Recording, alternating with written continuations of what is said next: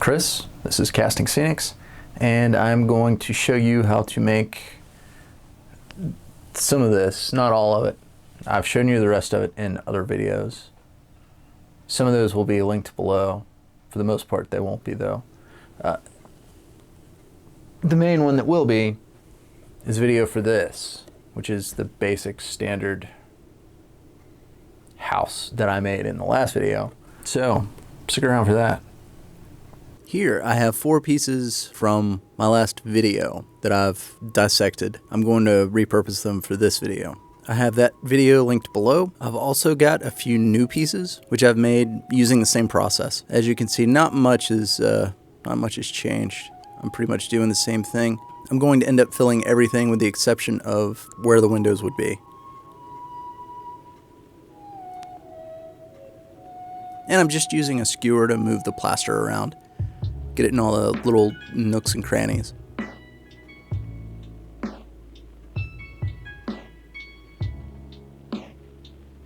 Here I'm just using a cheap little throwaway acid brush to stipple the plaster after it starts to set up. It's going to give me the finished texture. And some balsa wood pieces for my door and shutters. I'm just going to make one of these, which I'm going to make a mold of so I can cast multiples. Nothing too crazy here, just using a wire brush to get some wood texture on this balsa wood, or I guess to pull out the wood grain on this balsa wood.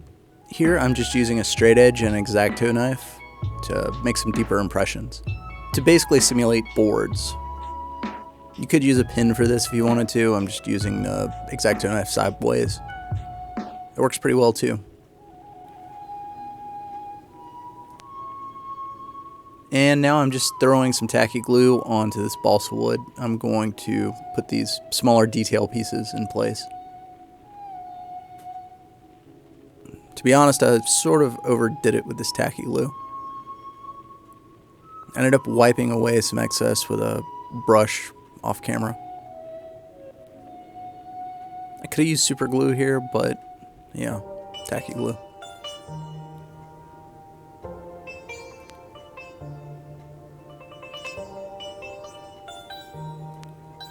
I've got a little piece of metal that I'm going to use as a door knocker. Kind of moving that around in place, and I've also got a little piece of dowel rod which I've cut down. After I filled in all the plaster and got my door and shutters finished, I glued those down to a piece of cardstock. Now I'm going around the edge of that with another piece of cardstock so that I can cast these. Here I'm using a 2-part platinum cure silicone. It's a 1-to-1 mix ratio by weight, so I've got my scale out plastic container. This is a gel silicone, so it's a little thicker, doesn't pour quite as easily. The label claims that you do not need to degas this. I haven't been degassing this with a vacuum chamber. I think I may start. It does leave quite a few air bubbles, especially when you mix it with a drill like I am here.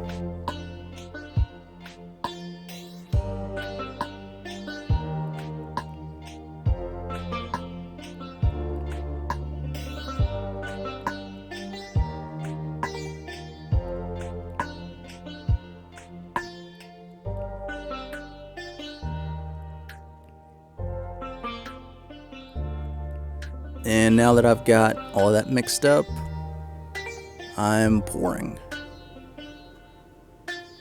I've got a few molds here or a few parts here that I did not show on screen. I'm not really too happy with them. It was supposed to be a chimney. Kind of didn't work out, but whatever. As you can see, I am pouring a very thin stream of silicone here. It kind of helps out with air bubbles. This platinum cure silicone is pretty nice. It's got some pretty good tear strength. It's easy to work with. Like I said, it's a 1-to-1 by weight, so it's fairly easy to mix. Most tin cure silicones are 10-to-1, which can be a little trickier, but if you've got scales, they work just as well. Platinum cure is a bit more expensive though, but again, typically you do not need a vacuum chamber to degas, so you spend a little more on material, but your equipment costs a little less. Kind of up to you which one you want to go with. After about 6 hours, I was able to demold these pieces. The label says 4, but it's been a little cool here, so dealing with some colder temperatures, it's gonna take longer. But these parts demold super easy. I didn't use any mold release. And as you can see, I've got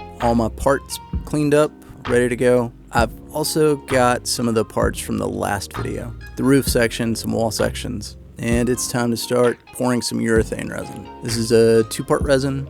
It's a slower cure than what I've normally been using, but it's what I had on hand. And when I say slower, I don't mean, 30 minutes or 45 minutes or anything. It takes probably a 20-minute demold time as opposed to a 10 or 15-minute demold time. This stuff is a 1-to-1 ratio by volume. You need to mix it fairly quickly, but again, with this particular resin, you do have a bit more working time. Obviously, I've sped this footage up quite a bit, but it didn't take me forever to pour this stuff. Maybe 45 seconds to a minute. The smaller something is with this stuff, the longer it takes to cure. The thicker it is, the more heat builds up and cures quicker.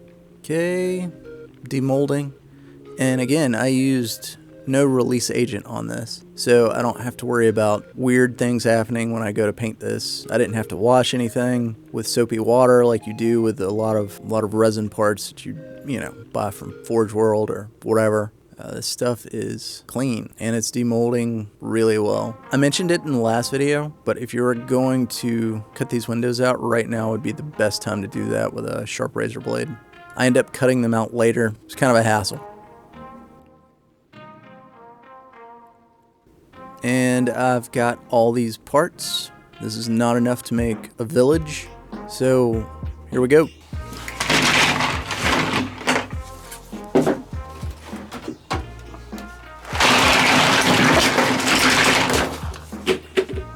Yeah. Time for glue up. I'm just using super glue. This is Loctite brand. I'm not really hawking anything. I don't care what you use. It doesn't matter. Super glue works well with resin, regardless of the brand. Obviously, there are some super glues that are better than others. This one tends to work really well, but some kind of cheap dollar store super glue would work perfectly fine too. This is a liquid super glue. Gel would be great in this scenario, but this is what I had, and like I said, it works really well, so it's what I'm going with. If you want to part this out and do like sub-assemblies, that would probably save you some time, but just trying to show you how to make a basic house. One story here, and I'm using the grid on my cutting board to help me get some right angles. The better you align this stuff, the easier it is to get everything glued up.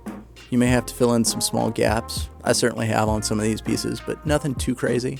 I've gone with Milliput. Something you could use is something like a construction adhesive, liquid nails, or something along those lines. You could even take a cheap acid brush and probably stipple in some stone texture or wood grain texture or whatever to knock these things out pretty quickly. And I've cut this build process down for time purposes, but these pieces really do set up together very quickly. You may have to hold them for 5 seconds before they're ready to go.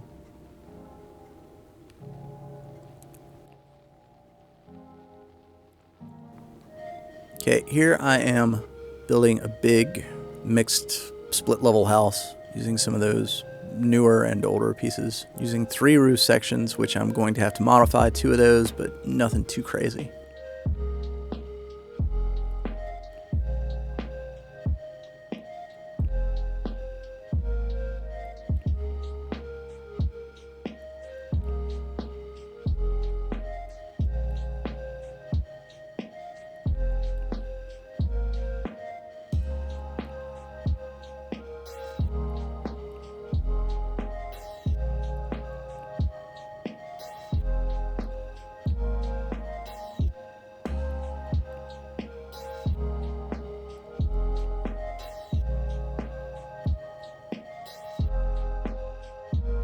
I'm going to start by gluing this top section on to the smaller wall section, just like I did with the last piece. I'm just kind of moving that around on the cutting board so it doesn't stick to it.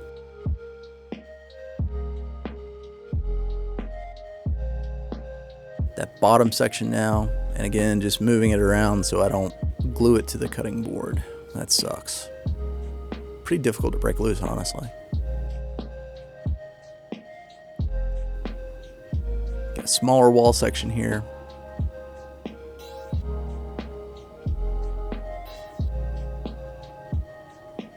And like I said, I've sped this footage up, but not by much at all. So this is pretty much real time. This is how long it takes this stuff to cure, or not cure, but dry.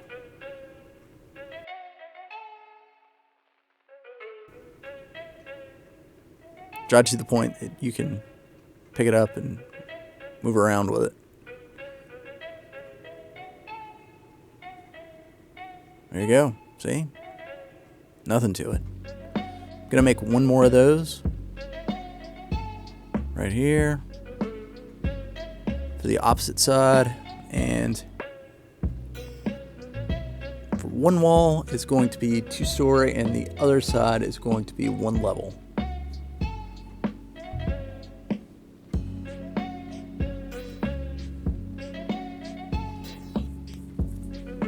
I have those subsections glued up, and now I'm gonna glue them together. Gotta get that right side up. There you go. Do not glue these on upside down. You would be in trouble. Again, using the cutting board, get some right angles here.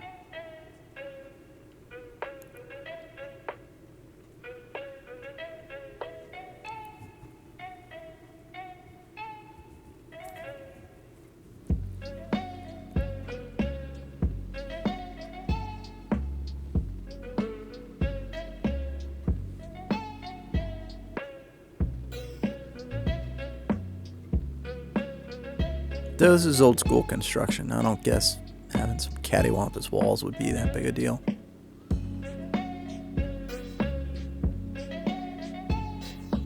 People are gonna pick on you though.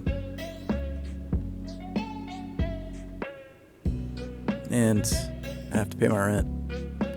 I remembered. With the help of ink.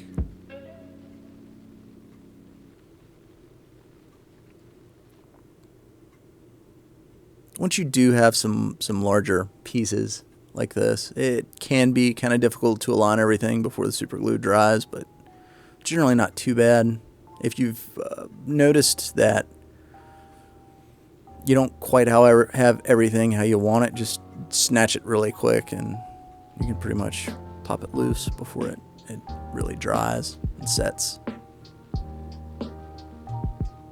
Okay, the majority of the building is finished. I just have that weird roof section to go. And I'm just nipping off some of these protruding parts here. Take a little bit of sandpaper, which I didn't film, but a little bit of sandpaper will help you get a pretty good line, straight line. Be careful sanding this resin. You want to use a respirator, well ventilated area, dust collection, you know the drill.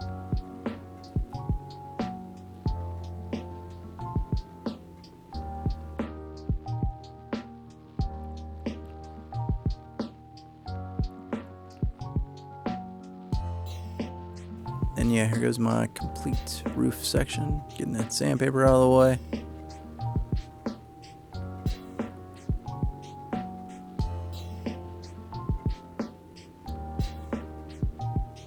Pretty big glue surface here.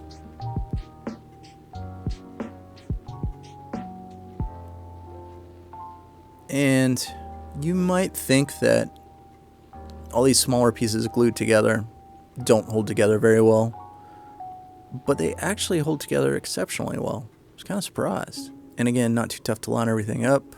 Here is the finished build. As you can see, I've got a couple of gaps I need to fill. And here is another building that I made. I filled some gaps with milliput, took some on the corner to finish out some of the stonework. If you're gonna be serious about this, it's probably best to do some of that to kind of help clean up your lines. I primed everything in a gray, and now I'm going over the roof with brown craft paint.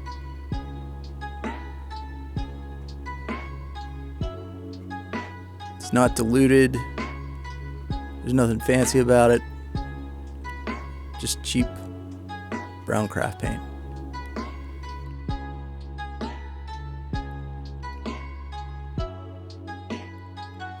And here I am going over some of the smaller detail parts with a smaller brush, but I'm not being too careful. Obviously, I'm just kind of slopping some of this paint on here.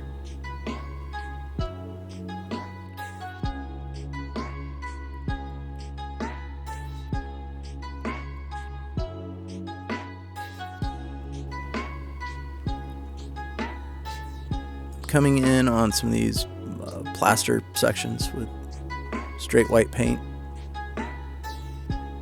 I'm gonna weather that a bit later. It's not super important that you get a very even coat here. You just don't want hard lines, crazy brush strokes. Kind of better to take a smaller brush and stipple this stuff. Last time I went with an airbrush. I think in retrospect, if I were going to do this again, I would probably use the airbrush, but I ran out of white airbrush paint, and putting craft paint through an airbrush, you're not really getting anywhere. So I just used a brush for everything this time. It certainly got a different finished appearance.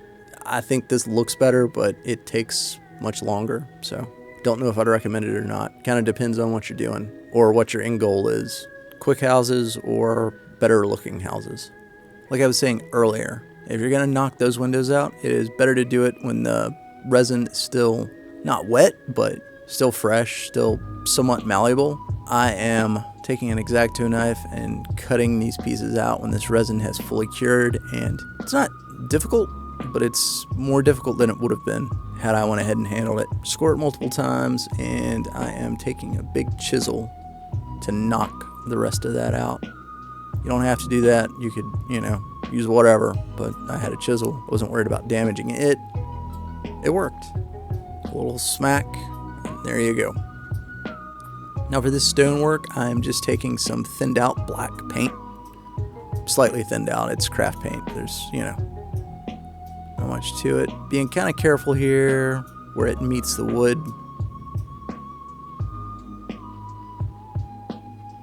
But I'm probably going to clean some of that wood up later. Or I can if I need to. Now I'm just taking a little undiluted white paint and splotching that on. I'm not going for any sort of particular pattern here, just a varied color, varied gray.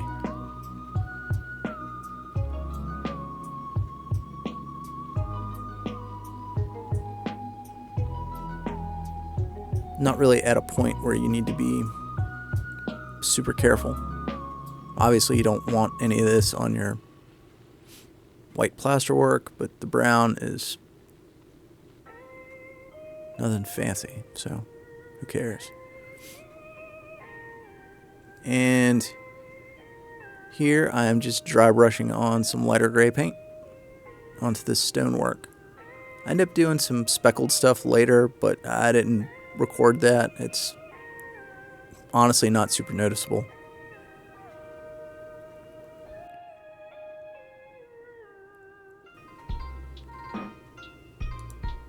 After all that dries, I am weathering some of this plaster here. Just taking some brown paint, some black, and a good bit of water. Could use a wash, but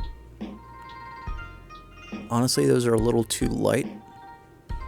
I think this gives a pretty good impression of wet, slightly dilapidated housing.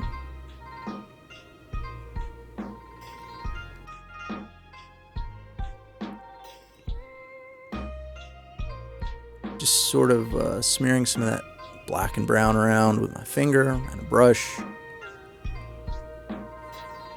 Pretty quick way to get some weathered patterns, some water streaks.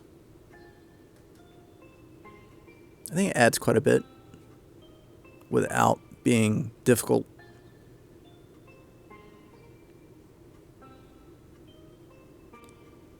I suppose if you wanted, you could add some cracks, maybe a little light brown or tan to give some variety of color, but I think this does a pretty good job of breaking up the surface. It's not such a stark white, which can be a bit much.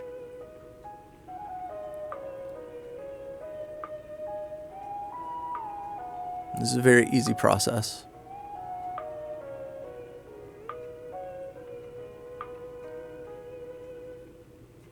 And it adds a bit without being overly difficult, time consuming.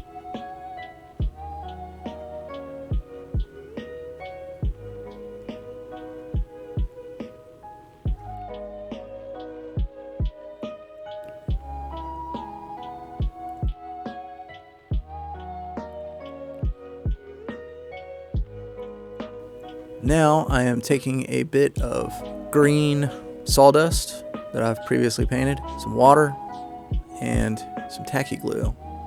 Adding some moss, some of this roof line and stone feature at the bottom of the houses. Actually, I'm kind of adding some of this stuff all over. And it is time to glue on the shutters and the door, which all I did was prime these brown and then wash them. Just put a dark brown wash on them. I did nothing fancy at all. I think they look pretty good for the amount of effort that was put into them. Again, just super glue to put these on. Goes quickly. I think it adds some nice detail to the house without being overcomplicated.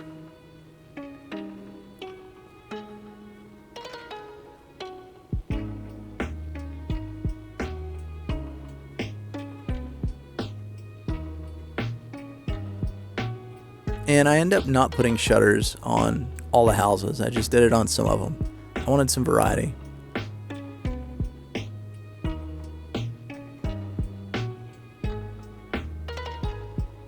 I left that blank in for the door just so I had something to glue to.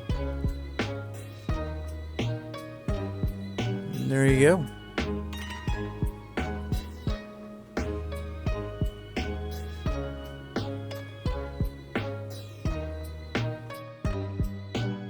So yeah, that's that.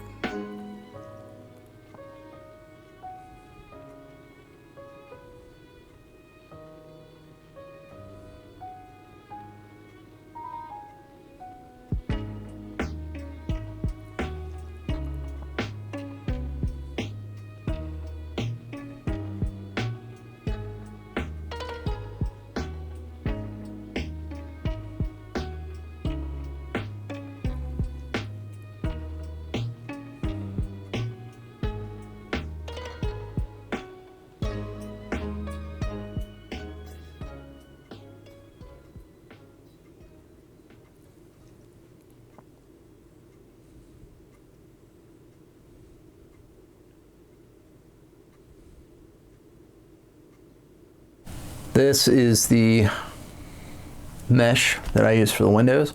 It's primarily sold in home improvement stores. Something to do with filtering your gutters so that leaves can't destroy or clog your gutters.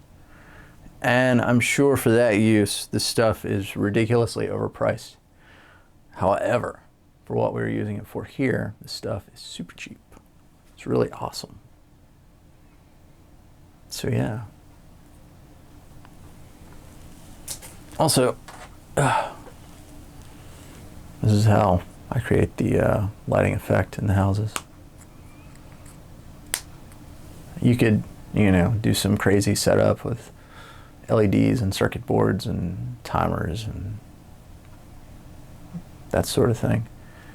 I just bought this because it's like 75 cents. I had a pack of them for super cheap. So that's what I went with. You want to spend the time to do, you know, an elaborate setup of the lights, that's cool. But yeah, this is the village. These are the houses. Got a windmill in the back, a tower in the other back. There's Bob, Space Wolf. Carl is up in the tower. Kind of tough to see right now, but yeah, he's there. So, I hope you enjoyed this video. If you did, leave a like, subscribe. Got any questions, leave a comment. You can't dislike it anymore, that's fine. Nobody's bummed out about that. That wasn't much of a problem before.